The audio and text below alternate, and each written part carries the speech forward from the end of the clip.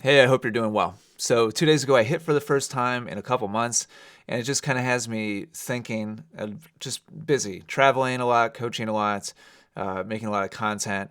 And I'm looking outside. Like, it actually just yesterday got nice here for the first time, like this year. We had like 2 days of warm weather back in April, and then it got terrible for a month. So, like, hasn't even really been on my radar to get out and hit. But I do want to play this coming season, and outdoors is kind of my big goal. Like, I want to be comfortable outdoors, and outdoor hitting hasn't even been possible, like, literally impossible. So I haven't been motivated to go hit until just this week. And it was an interesting experience for me because it's the first time that I can remember, literally ever, that my net game was less comfortable out of the box than my baseline game. My baseline game actually felt pretty okay, like pretty decent considering how little I've been hitting this year. I've hit maybe 3 times or 4 times all year, um, maybe more like 4 or 5 times in what is it, May, in 4 months. So in the past, generally my net game is like it's like riding a bike. It's like I get up there, everything's great. And it just felt so off this time. And it was just a reminder to me. And the other thing that felt off was like my footwork, my positioning, my timing. For me, it comes back to eyes, hands, feet. Like how well can I focus when I come back after a break on getting my hands and my eyes back in sync, like timing wise and like judgment wise and coordination wise. I gotta get that moving, and because that's like the first thing I feel like I kind of lose, and I think that's the case for most people. So it's kind of getting me thinking: are there ways? Like, let's say I go through a period of a couple months where I can't be on the court, I can't be hitting. Maybe I just like juggle.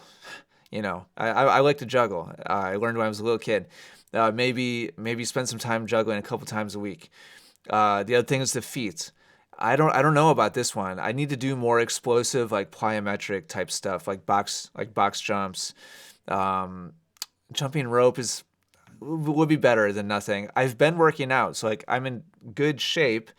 I've been riding my stationary bike. I've been going to the gym, doing some weightlifting, going on walks, but the amount of quick sprints that are required to do an hour and a half of tennis, I'm not doing that type of thing in my workout. So I'm just kind of talking out loud here, and hopefully I want to be a help, to others out there. If you're gonna take a month off or 2 months off because of injury or because of work schedule or family or whatever, I'm just thinking to myself, how can I make the transition back as painless and like quick as possible?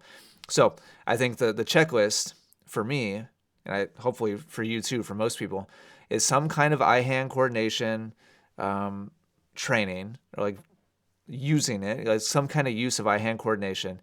Um, if I had like a ping pong table, even, and just like play with my kids a little bit, just anything to sync up the eyes and the hands, I think is huge for timing and for reaction time and stuff like that, and for like spatial judgment and um, timing from the baseline was just not all over the place, but a little bit early, a little bit late, a little bit early, a little bit late. And then at the net, the first 5 minutes, I like just couldn't even hit the ball clean. And I don't want to say for sure, but I think it was because I played some pickleball in California 6 weeks ago when I was in the desert, and I feel like I had to recalibrate my hands and my eyes a little bit. And I think maybe it was because of the chunk of pickleball I played while I was out there.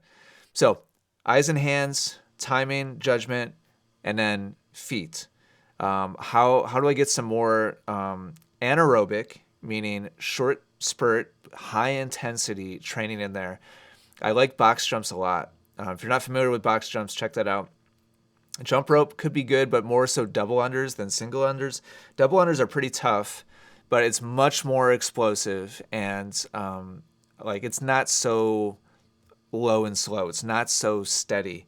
Not that you can jump rope for an hour or anything like that, but compared to double unders or box jumps, like you can only do at a good height box jumps for maybe 60 seconds or something like that.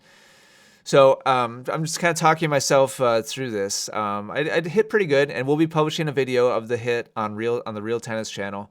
It wasn't bad at all, but the experience just kind of reminded me of the areas that normal day-to-day life and normal workout stuff kind of gets left behind. And so I'll be thinking more and more about how to supplement when I go through a chunk of time where I'm not hitting. So anyway, hopefully that's helpful. I'm looking forward to getting back on the court more, starting to hit outside, getting ready for team season. I'll be documenting as much of that as I can. So looking forward to sharing that with you. Thanks so much for watching. Hope you're doing well. I'll talk to you again soon. Take care.